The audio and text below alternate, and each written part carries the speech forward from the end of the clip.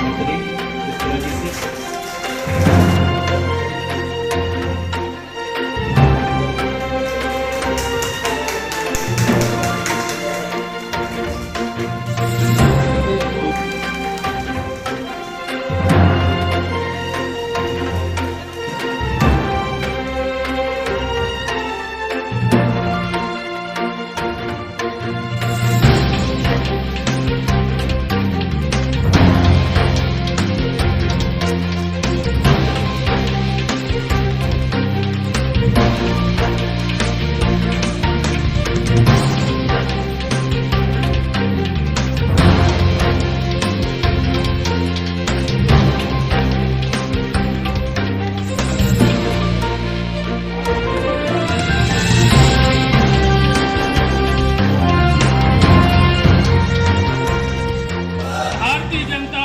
जिंदाबाद।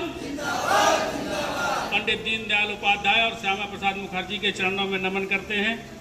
आज इस कार्यक्रम में उपस्थित भारतीय जनता पार्टी के पूर्व जिलाध्यक्ष, जिनसे बात करने से और मिलने मात्र से शरीर में ऊर्जा आ जाती है, जिनने हमारे जैसे तमाम कार्यकर्ताओं को पार्टी के किस निष्ठा से काम करना है ऐसा सिखाया हमारे बड़े भाई आदरणीय प्रताप सिंह जी, नगर पालिका की पूर्व अध्यक्ष आदरणीय श्रीमती अर्चना सिंह जी। सर्वप्रथम इस राष्ट्रीय स्वास्थ्य स्वयंसेवक मिशन का प्रथम प्रशिक्षण दिल्ली पर हुआ, फिर भोपाल पर हुआ, फिर जिले पर हुआ, मंडल केंद्रों पर चल रहा है। आज ये 17वां मंडल है। हमारा विषय है भारतीय जनता पार्टी और कार्यकर्ता।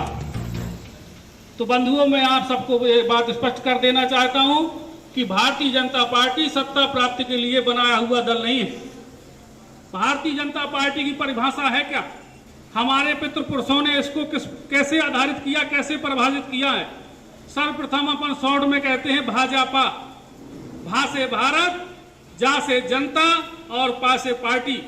हमारे लिए सर्वप्रथम भारत है, भारत के बाद देश के बाद यहाँ की जनता है और उसके बाद पार्टी है। भैया थोड़ा सा रुक जाओ। फिर उसके बाद पार्टी आती है। तो हमारे पुत्र पुरुषों ने ऐसा कहा नहीं है, अपने आचरण से करके बताया है। भारतीय जनता पार्टी के पुत्र पुरुषों की ऐसी सोच है इस देश के प्रति, उनका ऐसा आह्वान है, उनका ऐसा कहना है कि भारत कोई भूमि का टुकड़ा मात्र नहीं है, यह हमारे लिए एक जीवंत राष्ट्र पुरुष है। भारत हमारे लिए बंधन की भूमि है, अभिनंदन की भूमि है। भारत हमारे लिए तर्पण की भूमि है, अर्पण की भूमि है। भारत की नदियां नदियां गंगा हैं और भारत का कंकड़ कंकड़ शंकर है। भारत के लिए जिएंगे हम, भारत के लिए मरेंगे हम। मरने के बाद गंगा जल में बहती हुई अस्थियों में कोई कान लगाकर सुनेगा तो उससे केवल एक ही आवाज आएगी, भारत माता की, भारत माता की। बूथ लेवल पर जाकर अब अगर कुछ 6 सूत्र आप बता देते हैं तो संभवतः जो तीसरी लहर है, या तो हम उसे रोकने में सक्षम होंगे या सफलतापूर्वक उसका सामना करेंगे। उन 6 सूत्रों में से जो 3 सूत्र हैं वो सभी लोगों को मालूम होंगे, बच्चे बच्चे को मालूम है कि वो 3 सूत्र कौन से हैं। 3 सूत्र हैं, मास्क लगाना, 2 गज की दूरी और हाथ धोना जरूरी। ये 3 सूत्र हैं। चौथा सूत्र है काढ़ा, बड़ों को काढ़ा और बच्चों को हल्दी वाला दूध। और 5वां जो सबसे महत्वपूर्ण सूत्र है वो है वैक्सीनेशन।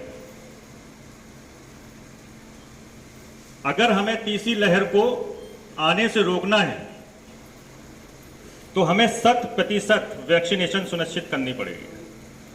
अपने बूथ लेवल पर 100% वैक्सीनेशन कराना पड़ेगा।